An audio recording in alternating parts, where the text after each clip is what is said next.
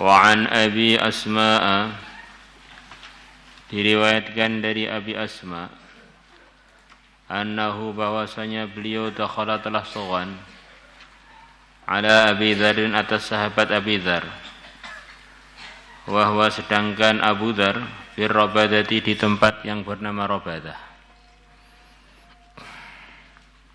Ya, Abu Dzar itu disabdakan Nabi, kamu masuk Islam sendirian dan kamu nanti akan wafat sendirian dan akan bangun dari kubur sendirian dan akan hisab sendirian dan akan masuk surga sendirian. Kurang lebihnya begitu. Jadi ada sebagian waliullah itu yang memang tipenya itu menyendiri, tidak suka berkumpul orang. Maka kalau orang itu asalkan imannya benar, amalnya benar, mau sukanya sembunyi-sembunyi atau sukanya rame-rame, itu tambahan aja, enggak masalah. Dimulai zaman sahabat pun ada sahabat yang sukanya tidak terlalu banyak berkumpul dengan orang. Itu diantaranya adalah sahabat Abu Dzar. Wa indahu imra'atun sauda'u, dan di dekat beliau ada seorang wanita yang berkulit hitam, yaitu istri beliau. Cari istri pun yang sederhana, yang hitam. Laisa 'alaiha atharul mahasini walal khaluq. Tidak ada atas wanita tersebut bekas-bekas al-mahasin. Di antara maksudnya al-mahasin di sini bekas-bekas make up, bekas-bekas dandan. Walal khaluqi, dan juga tidak ada bekas-bekas minyak wangi. Benar-benar apa adanya, asli, tidak ada modifnya belas. Faqala, maka Abu Dzar mengatakan, ala tangzurun, apakah kalian tidak melihat? Ilama, kepada apa?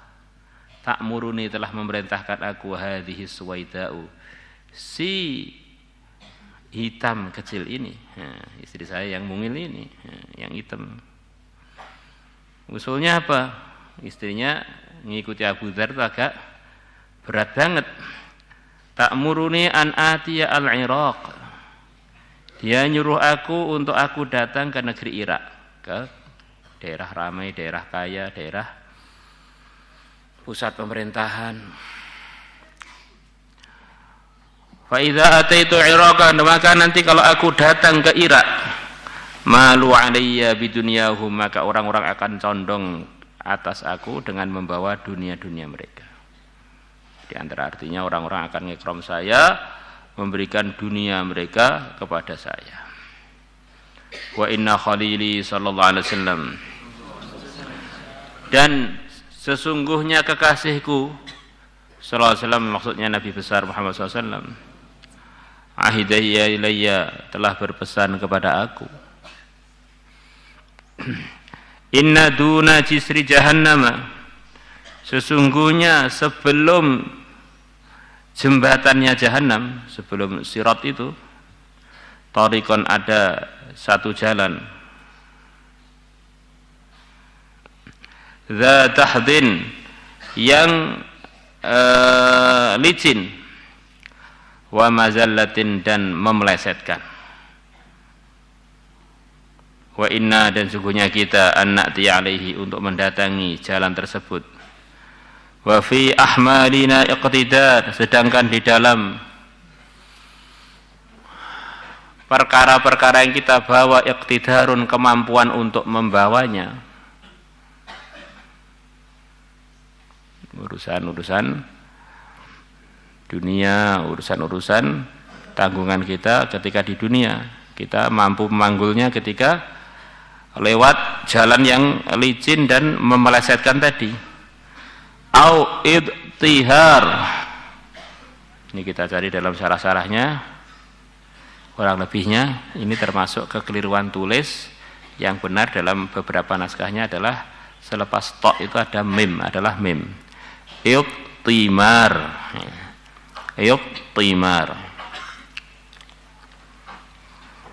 yang artinya adalah ringan atau kosong. Atau bahkan di beban-beban kita ada keringanan atau kita enggak membawa beban. Akhra an nanjua, kita lebih layak untuk kita selamat. Ala an na'ti alaihi, an na'ti alaihi, daripada kita mendatangi alaihi atas jalan tersebut, wa nahnu mawaqir, sedangkan kita orang-orang yang dibebani di luar kemampuannya. Saya ini memang miskin itu sengaja, sederhana itu sengaja, membawa bekal-bekal dunia yang sedikit itu sengaja. Karena yang mulia Nabi besar Muhammad sallallahu alaihi wasallam telah pesan kepada saya, nanti sebelum titian jahanam itu ada jalan yang licin banget dan memelesetkan. Maka saya nggak pengen bawa beban banyak-banyak, bahkan kalau perlu nggak usah bawa beban, supaya kita lebih berkemungkinan selamat melebihi kalau kita bawa beban yang berat sampai nggak mampu, kemudian lewati jalan yang licin, akhirnya kita keplesetnya itu sangat besar. Jadi kalau kita ini nggak bawa apa-apa atau bawanya ringan di lumpur-lumpur yang licin, kita masih bisa menyeimbangkan diri. Harus bagaimana, Pak? Apa kita mau niru beliau? Wes miskin aja nggak usah bawa apa-apa nanti ke akhirat, sampai istrinya setengah nggak kuat, apa begitu? Ya, diantara yang bisa kita ambil pelajaran, orang itu bagaimana setiap sikapnya itu telah menyiapkan alasannya di hadapan Allah. Mau hidup sederhanakah? Mau hidup yang tidak sederhana? Mau yang banyak sedekah atau yang banyak qanaah? Banyak pilihan. Kebaikan-kebaikan itu banyak pilihan. Tapi jangan sampai kita milih yang tidak baik. Ya. Maka sahabat itu ada yang jadi pejabat, ada yang jadi rakyat, ada jadi orang kaya, orang sedengan, orang miskin. Nikah berkali-kali, ngelamar ditolak berkali-kali, macam-macam. Yang penting pilihan ketakwaannya tidak pernah mereka tinggal. Yang repot itu kita milih yang bukan pilihan, milih kerugian, itulah yang nggak boleh. Mau niru seperti Abu Dzar, boleh. Mau niru seperti Sayyidah Aisyah suka sedekah, boleh. Mau niru Abdurrahman bin Auf ahli sedekah, boleh. Mau niru ahli ilmu, wahnya Sayyidina Ali, boleh. Yang nggak boleh itu jangan niru munafikin ketika ngaji bolos. Nah, itu nggak ada dalilnya yang diterima. Di kesimpulannya, ini bab sikapnya sebagian sahabat memang sengaja menyedikitkan urusan-urusan dunianya supaya nanti lebih berkemungkinan selamat ketika di akhirat. Ad-dahdu bid-dhadi al-mu'jamah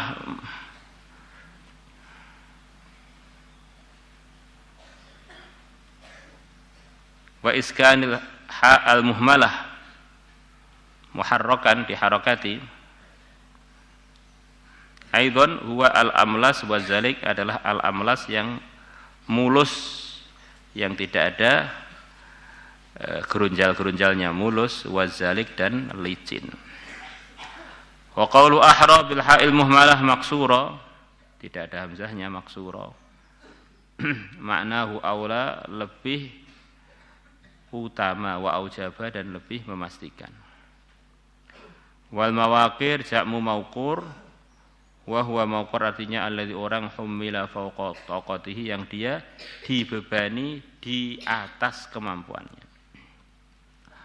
Wa an Qatadah radhiyallahu anhu qala Rasulullah sallallahu alaihi wasallam idza ahabba Allah azza wa jalla 'abda, kalau Allah mencintai seorang hambanya, hamahullahu dunya, maka Allah akan menjaga hamba tadi dari dunia. Ini di antara pemahaman orang Islam yang diuji sedikit dunianya, urusan dunia enggak maju-maju.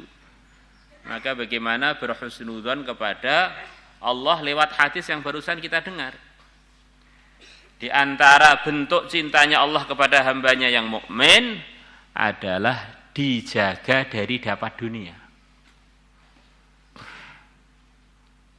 Kama yadhallu ahadukum yahmi saqimahul ma, sebagaimana terus-terusan tidak henti-hentinya salah satu dari kalian melindungi orang sakitnya dari air.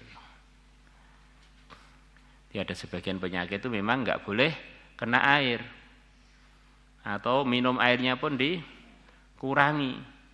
Maka kamu punya orang yang sedang kamu rawat dalam sakit, yang sakitnya itu tidak cocok dengan air, maka kamu jaga jangan sampai dia kena air, jangan sampai dia kena air, jangan sampai dia kena air. Begitu pula, bukan karena tidak sayang pada si sakit, tapi karena saking sayangnya supaya orang yang sakit tadi tidak bertambah sakitnya, bahkan bisa sembuh. Maka kalau orang itu sudah takwa, kemudian diuji setiap usaha dunia, mentok, husnudzonlah, ini adalah dari bagian cintanya Allah kepada saya, supaya saya selamat, hisabnya ringan, masuk surga tanpa banyak terkendala. Jadi jangan sampai ini dipahami umum. Pokoknya orang itu kalau dicintai Allah pasti melarat. Ya itu mungkin kamulah, tidak semuanya. Kalau semuanya repot, sahabat-sahabat juga banyak yang kaya, para anbiya juga banyak yang kaya.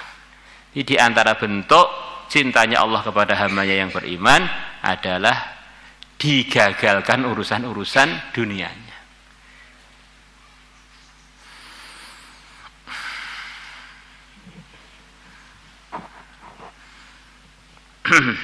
Rawahu Ibnu Hibban wal Hakim wa qala sahihul isnad wa rawahu Tabarani bi isnadin hasanin min hadits Rafi' ibn Khadij.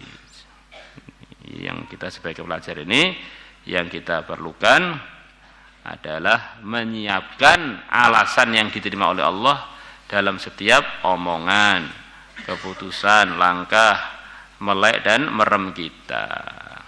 Kalau enggak ada alasannya yang diterima oleh Allah, itu akan pasti kalau kita enggak bertobat membahayakan kita ketika kita sowan kepada Allah. Maulaya salli wa sallim daiman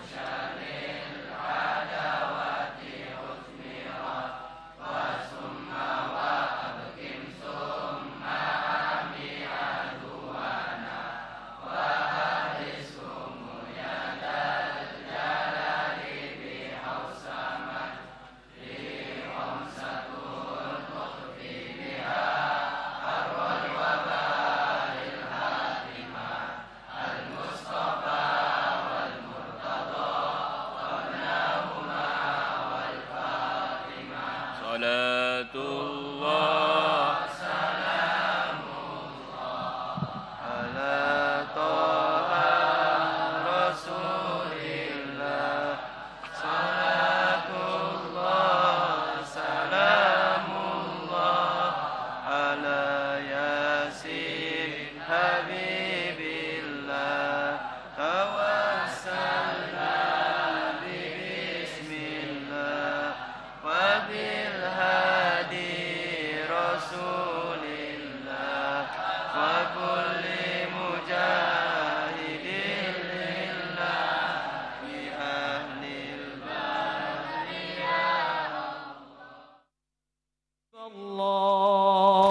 الله قد تجليت وقد ظهرت وقد ملأت قلبي يا